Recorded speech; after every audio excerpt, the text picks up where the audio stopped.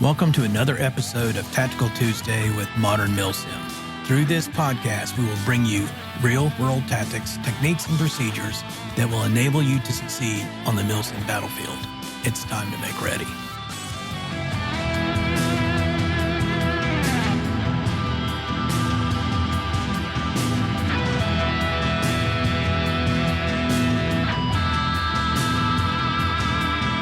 Hello, and welcome to episode 19 of Tactical Tuesday with Modern Milsim. As always, I am your host, Craig White. Thank you for being here.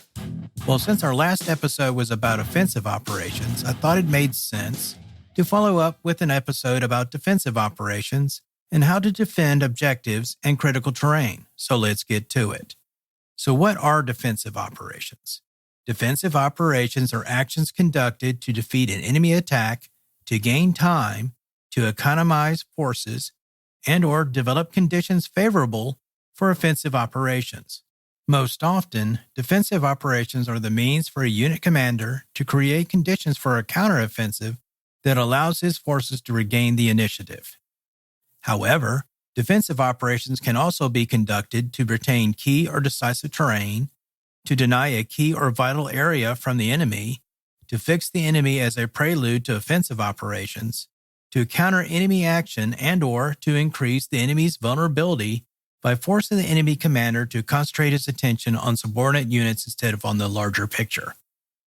Although offensive operations are necessary to seize objectives and to defeat the enemy, defensive operations are the stronger of the two. The inherent strengths of the defense include the defender's ability to occupy positions before an attack, to take advantage of favorable terrain, and to use the available time to prepare and improve defenses.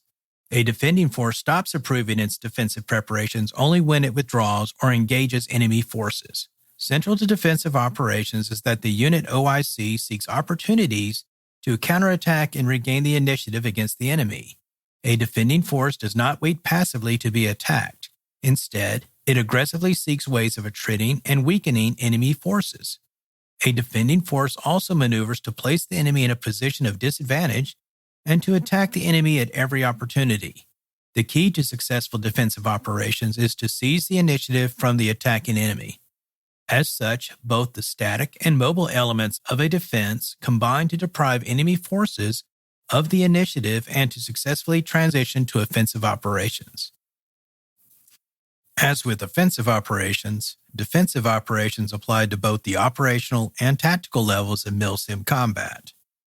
Like in our last episode, today we're going to focus on defensive operations at the tactical level with platoons and smaller units.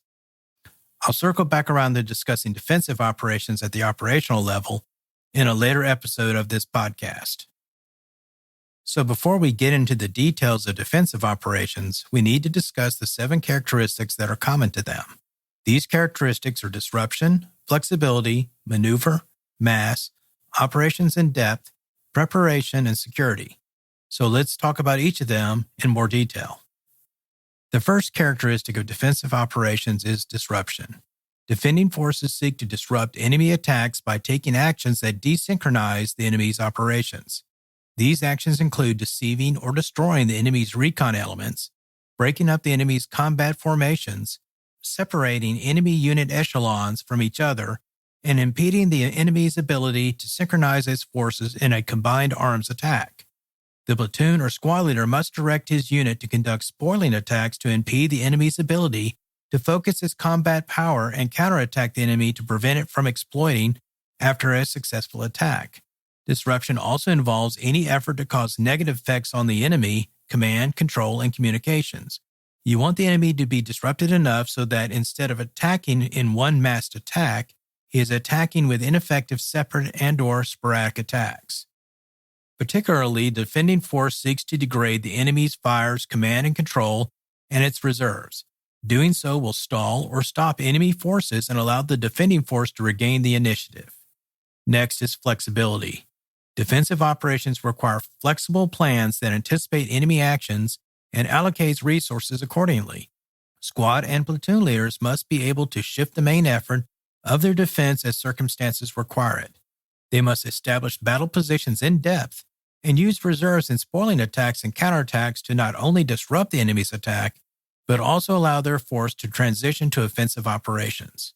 OICs conducting a mobile defense must be mentally nimble enough to shift forces and adjust plans on very short notice. Then we come to maneuver.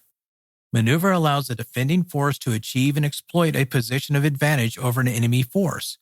During the course of defensive operations, platoon and squad leaders need to seek opportunities to maneuver against the attacking force into positions that will result in slowing or stopping the enemy attack and the commensurate shifting of the initiative of the initial attacking force to the force that is initially defending.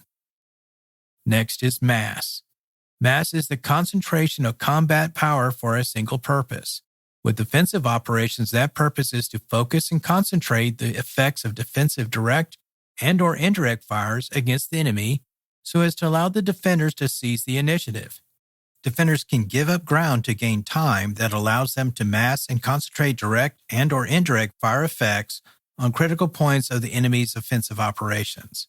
Toward that end, the platoon and/or squad leaders will use surveillance and recon assets to ascertain the strength and disposition of enemy forces and to mitigate the risk of mass casualty events. Platoon and squad leaders also determine when and how to employ reserves. The OIC of these units can employ their reserve to exploit counterattack opportunities, to regain local fire superiority, to preserve the integrity of the unit's defense, and to preserve their force. And then we come to operations in depth. Commanders plan their operations in depth. They create favorable conditions on the Milsim battlefield by disrupting enemy long-range fires, sustainment, and command and control. These disruptions weaken enemy forces and will likely prevent the enemy from achieving early success. Operations in depth can largely prevent enemy forces from maintaining their battlefield tempo. In turn, this undermines the enemy's efforts to synchronize their attacks. And then we come to preparation. Defending units prepare their areas of operation before attacking enemy forces even arrive, or they establish the defense behind another force conducting security operations. Platoon and squad leaders should deploy forward and flank security elements to protect their units from surprise. To prepare a proper defense, platoon and squad leaders must study the terrain, must study enemy forces, and combine natural and man-made obstacles to canalize attacking forces into engagement areas or kill sacks. In addition, platoon leaders and squad leaders need to employ surveillance and observation assets throughout their respective areas of operation to provide intelligence and early warning of enemy actions. Similarly, the unit OIC must position organic fire support and other combat multipliers to support their defensive plans. Finally, defensive forces must improve their survivability of their units by fortifying their defensive positions using camouflage and dispersing units in an effort to avoid mass casualty events. Unit OICs must also maintain protection largely through the use of area security as well as security operations to prevent enemy intelligence, surveillance, and reconnaissance assets from determining the location, strength, and weaknesses of defending units.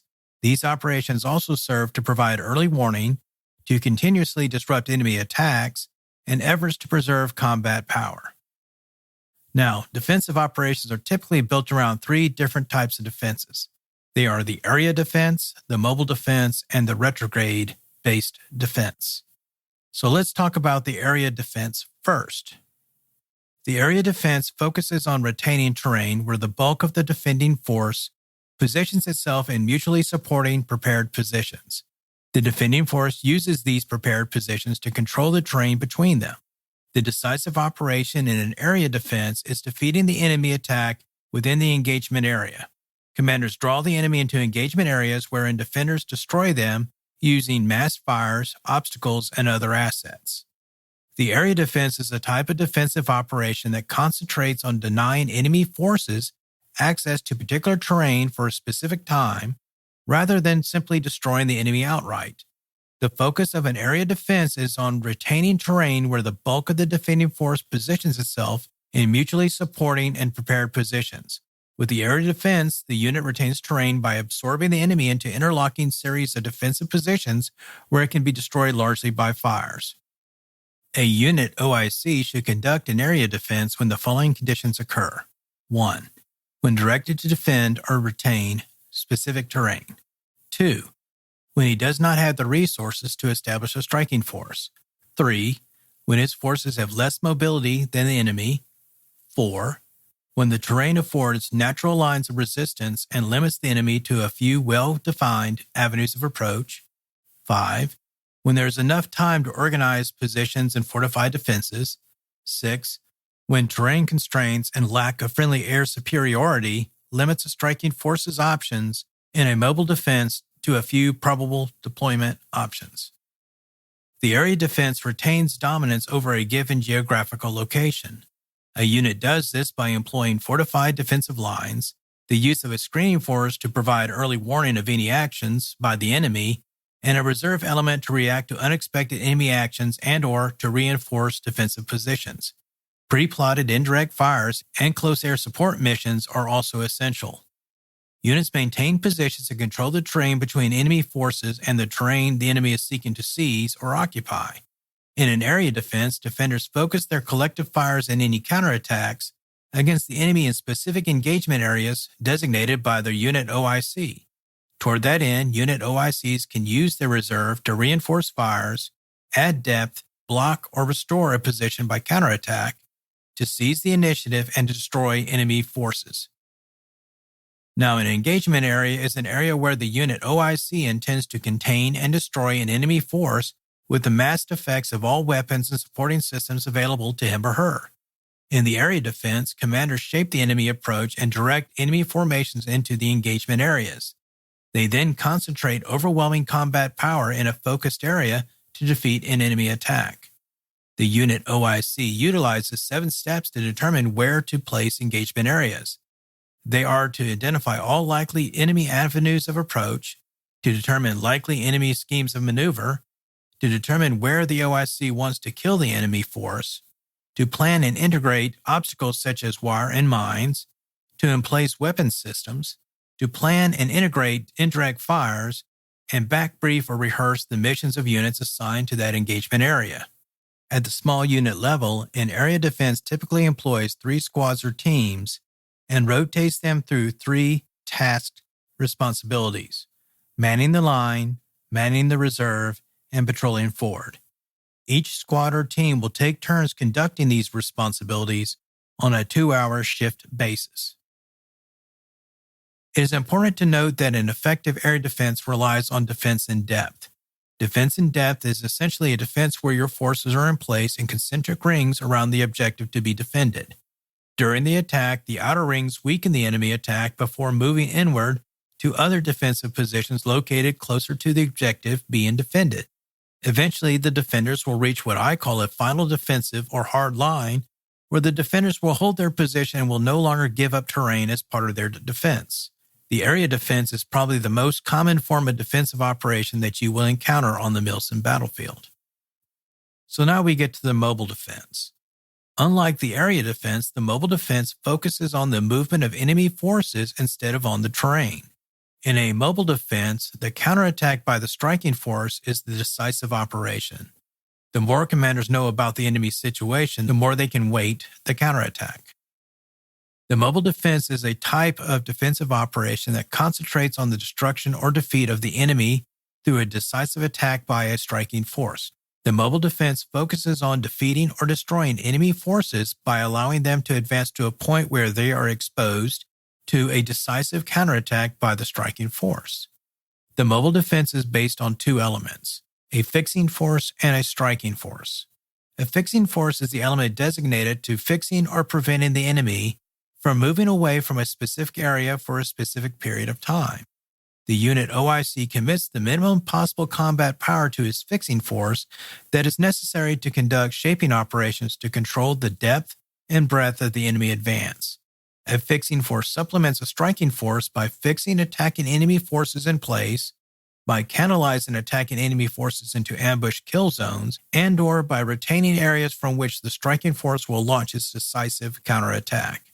As a result, the fixing force has most of the unit's countermobility assets. In contrast, the striking force is the element designated to destroy the enemy through a flanking attack or counterattack. Of these two elements, the bulk of the mobile defense's combat power is in the striking force. The striking force decisively engages the enemy as he becomes exposed in his attempts to defeat the fixing force. The term striking force is used rather than reserve because the term reserve indicates that it is an uncommitted force. The striking force is a committed force that has the resources to conduct a decisive counterattack. Such a counterattack is the decisive action of the mobile defense. The striking force contains the maximum combat power available to the unit OIC at the time of its counterattack. The striking force is a combined arms force that has greater combat power and mobility than the enemy unit is seeking to defeat or destroy. The striking force is the key to a successful mobile defense. If the opportunity does not exist to decisively commit the striking force, the unit OIC repositions his forces to establish the conditions for success. The tactics used in the execution of a mobile defense divides it into essentially 5 phases. The duration and nature of each phase, if it occurs at all, varies as the situation on the ground changes. These phases are the gain and maintain contact with the enemy, disrupt the enemy, fix the enemy, maneuver to destroy the enemy, and follow through. So first we're going to talk about gain and maintain enemy contact. The unit OIC conducting a mobile defense focuses on ascertaining the exact location and strength of the enemy to facilitate the effectiveness of the striking force. The unit security elements, guard or cover, or the fixing force confirms the enemy's course of action and main avenues of approach. 2. Disrupt the enemy. The unit OIC conducts shaping operations designed to shape the enemy's penetration into the main battle area and to disrupt the enemy's ability to inject fresh forces into the fight. These shaping operations also help establish the conditions for committing the striking force by destroying the enemy's command and control, communications, and supply lines and reserves. This is done to generate a tempo to hopefully paralyze enemy command and control. The intensity of shaping operations may increase dramatically at the time the striking force is committed to destroying the enemy. 3. Fix the enemy. Fixing the enemy is the second part of shaping operations with the intent of establishing conditions necessary for conducting a decisive operation by the striking force. The unit OIC allows the enemy to penetrate into the defensive area of operations before committing the striking force to its counterattack. 4. Maneuver. The unit OIC uses his situational awareness to mass his forces, i.e., the striking force, at a time and place where they will be most effective against the enemy and to maximize their chances of success. The unit OIC will attempt to portray that his unit is engaging in an area defense while hiding the existence and location of the striking force from the enemy. And then finally, you have follow-through. All defensive operations are intended to create an opportunity for defending units to transition to offensive operations. With a mobile defense, that transitional opportunity occurs immediately following the success of the striking force's counterattack. When this occurs, the unit OIC exploits this success and attempts to establish conditions for a pursuit. For a more in-depth discussion of the pursuit, listen to last week's episode.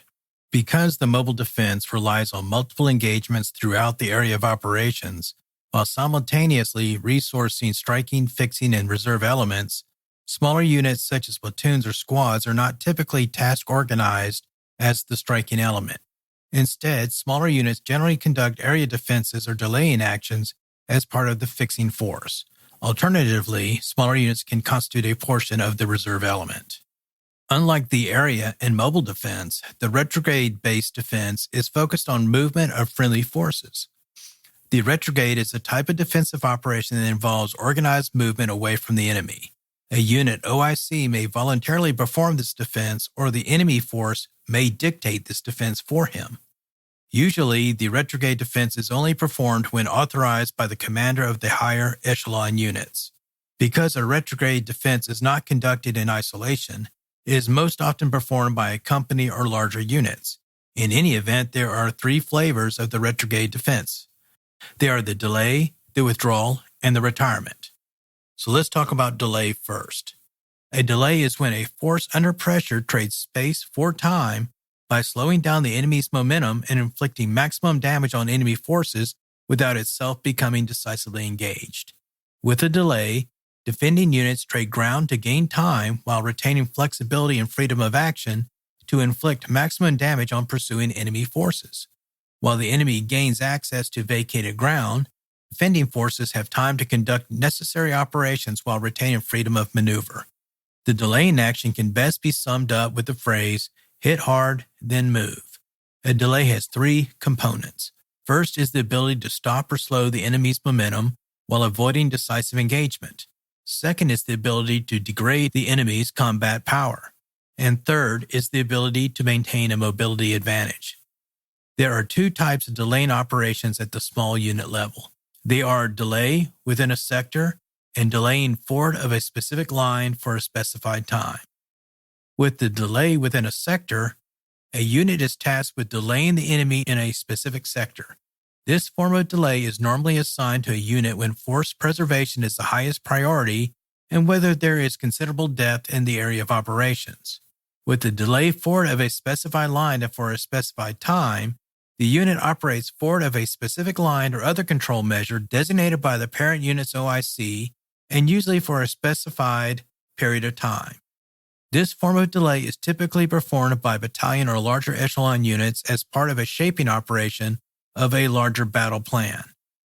As such, you are unlikely to see this form of delay on most Milsim battlefields. A withdrawal is when the defending force disengages from enemy forces and moves in a direction away from the enemy. Withdrawing units, whether all or part of a committed force, voluntarily disengages from the enemy force to preserve the withdrawing force or release it for a new mission.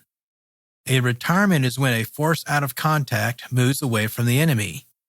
In each variation of a retrograde, a force not in contact with an enemy force moves to another location, normally by tactical road march. So now that we've talked about the foundation of defensive operations, let's talk in detail about defensive operations by platoons and smaller units. With these smaller units especially, defensive operations are usually built around battle positions. This is especially true for conducting an area defense. A battle position is a defensive location oriented on a likely enemy avenue of approach. Unit OIC select battle positions based on terrain, enemy capabilities, and friendly capabilities. The unit occupying a given battle position prepares fighting positions for its troops, weapon systems, vehicles, and supplies to accomplish its mission. Battle positions need to be positioned so that each member of a unit can provide support to troops in nearby battle positions and should have covered ingress and egress routes so that troops can move to, from, or between battle positions. Units as large as battalion task forces and as small as squads use battle positions. Unit OICs decide under what conditions specific troops under his or her command can displace from a given battle position. This is to maintain mutual support between battle positions for as long as possible. Especially with an area defense, battle positions need to be positioned with interlocking fields of fire. What this means is that every battle position has supporting fire to its immediate front, from the fighting positions to its left and to its right. Interlocking fire ensures that regardless of what section of the defense the enemy attacks, it will be engaged by a minimum of 3 fighting positions simultaneously. Now, there are 5 different types of battle positions. They are the primary, alternate, supplementary, subsequent, and strong point battle positions. The primary battle position is the position that covers the enemy's most likely avenue of approach into the unit's area of operations. It is the best position from which to accomplish the defensive mission, such as the overwatch of an engagement area to prevent enemy penetration. An alternate battle position is a defensive position that the commander assigns to a unit or weapon system for occupation when the primary position becomes untenable or unsuitable for carrying out the unit or weapon's assigned task. The unit commander locates alternate positions so that troops occupying them can continue to fulfill their original task, such as covering the same avenue of approach or engagement area as the primary position. Alternate battle positions increase a defending unit's survivability by allowing the defending force to engage the enemy from multiple positions.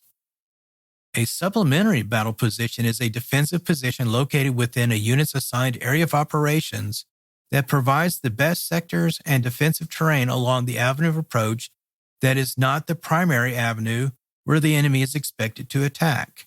An avenue approach into a unit's AO from one of its flanks normally requires establishing supplementary positions to allow a unit or weapon system to engage enemy forces traveling along that route. A subsequent battle position is a defensive position that a unit expects to move to during the course of the battle. It is a position to which troops may displace during defensive operations. A defending unit may have a series of subsequent positions. Subsequent positions can also have primary, alternate, and supplementary positions associated with them. And then finally, a strong point is a heavily fortified battle position tied to a natural or reinforcing obstacle to create an anchor for the defense or to deny the enemy access to decisive or key terrain. Strong points are designed for all-around defense. Essential to the survival of battle positions on the Milsim battlefield is to ensure that they can mutually support each other. Mutual support exists when positions and units support each other by direct and indirect fires, thereby preventing an enemy force from attacking one position without receiving fire from one or more adjacent positions. Mutual support increases the strength of all defensive positions, prevents defeat in detail, and helps prevent enemy infiltration between positions. Battle positions achieve the maximum degree of mutual support when they are located to observe or monitor the ground between the positions or when they conduct patrols to prevent any enemy infiltration. At night or during periods of limited visibility, OICs may position smaller units closer together to retain the advantages of mutual support.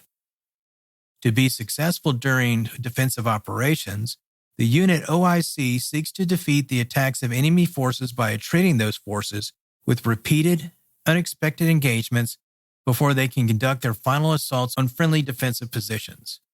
When their attack fails, enemy forces will likely attempt to withdraw or transition to the defense in the face of defender counterattacks. If an enemy force succeeds in overrunning a key defensive position, the defending force must counterattack to restore defensive integrity before the enemy can establish a defensive position or exploit its success. The biggest advantage to a unit OIC conducting defensive operations is exploiting the advantages of terrain where engagement with the enemy will take place. A defending force engages the attacker from terrain positions that provide it with an advantage. These terrain features that favor the defense include 1. A series of parallel ridges that lie perpendicular to the enemy's axis of advance. 2. Unfordable streams, swamps, lakes, rivers, or any other obstacles on the defending unit's front and flanks. 3. High ground with good observation and long-range fields of fire. 4. Concealed movement routes immediately behind established defensive positions. 5. Limited road or trail network in front of the defender's line of contact, which confines an enemy force to predictable avenues of approach. And then finally 6. A good road or trail network behind the defender's line of contact that allows an OIC to reposition his forces as the battle progresses. One of the more significant dangers to defensive operations is enemy penetrations. Unit OICs must use all available means to contain or destroy enemy penetrations. In an area defense, commanders block and eliminate penetrations as quickly as possible. In a mobile defense, unit OICs may allow a significant penetration in order to position attackers for destruction by the striking force. Unit OICs must also be ready to shift their main effort to counter enemy actions and create conditions that favor decisive operations. This may require adjusting boundaries, repeatedly committing and reconstituting reserves, and executing branches to the original plan. Now, as we have already discussed, the primary goal of defensive operations is to seize the initiative and transition to offensive operations. If the defense is successful, the unit OIC anticipates and attempts to transition to offensive operations. This transition from one type of operation to another requires mental agility on the part of the unit OICs, as well as an accurate understanding of the situation on the ground. The unit OIC deliberately plans for sequential operations during the course of conducting defensive operations to assist in the transition process and setting the conditions necessary for a successful transition. Opportunities to do so arise when the enemy attack stalls and/or the enemy forces are overextended. Here are some indicators that the enemy is overextended. 1. Enemy forces begin to transition to defensive operations. This transition may be by enemy forces in or out of contact with defending forces. 2. Enemy forces have sustained heavy casualties. 3. Enemy forces start to deploy before they encounter defenders. 5. Enemy forces have been defeated in most of their engagements. 6. Enemy forces are committed piecemeal to continuing attacks. 7. Enemy close air support is used in place of ineffective ground forces. 8. Enemy reserves are observed in the attacking force. 9. Evidence in the field indicates that the enemy can no longer sustain itself, i.e., enemy appears to be short on ammunition, water, food, etc. 10. The tempo of enemy operations has noticeably slowed. And 11. Local counterattacks against enemy forces meet with unexpected success. It is especially important that the transition to offensive operations takes place before the enemy can reset and reconsolidate. Remember that a large number of enemy players will regenerate shortly after a failed attack once they either revive in place or at an event-determined assembly area or casualty collection point. You should transition to offensive operations and push the enemy until it is still weakened, but be careful not to overextend your attack to the point where your flanks are exposed. So I hope this episode has helped to explain the concept of defensive operations on a tactical level on the Milsim battlefield. The main takeaways I would like you to remember from this episode is that defense is not a final goal in and of its own right. It is intended to be a temporary operation until defending forces can repel an attack and engage in a counterattack to seize the initiative and transition to offensive operations. Offensive operations are the means of defeating the enemy and prevailing on the Milsim battlefield. Once the enemy attack slows drastically or stops, the enemy has lost freedom of movement and likely its situational awareness.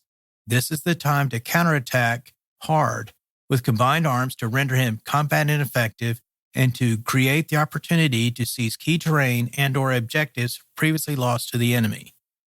I hope you've enjoyed this episode. Tune in next week when we're going to discuss force multipliers and how to achieve more with less manpower. If you have any topics you would like to see covered in future episodes of Tactical Tuesday, please let us know by posting it on the Modern Milsim Facebook page. If it's not one of the topics we are already planning to cover, we will likely add it to our ever-growing topic list. If you like this podcast, please subscribe to it on Apple Podcasts, Spotify, Google Podcasts, as well as many other podcast directories. As always, thank you for your support, and I'll see you in our next episode. See you then.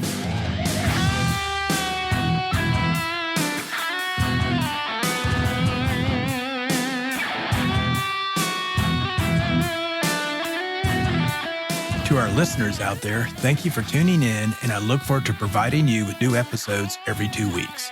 If you like what you're hearing on this podcast, please subscribe and provide us with a review. We want to know what you like and how we can improve. You can also contact us on our Facebook page at facebook.com/Modern Milsim with any suggestions you may have. In our next episode of Tactical Tuesday, we will discuss force multipliers and how to achieve more with less manpower. If you want to know more about application of real-world tactics, techniques, and procedures to Milsim, please check out From Alpha to Omega, a Milsim tactical primer and training manual, as well as From Insertion to Extraction, Advanced Milsim CQB Tactics, Techniques, and Procedures. Both books are available at Amazon.com. As always, thank you for your support, and I'll see you at our next installment of Tactical Tuesday.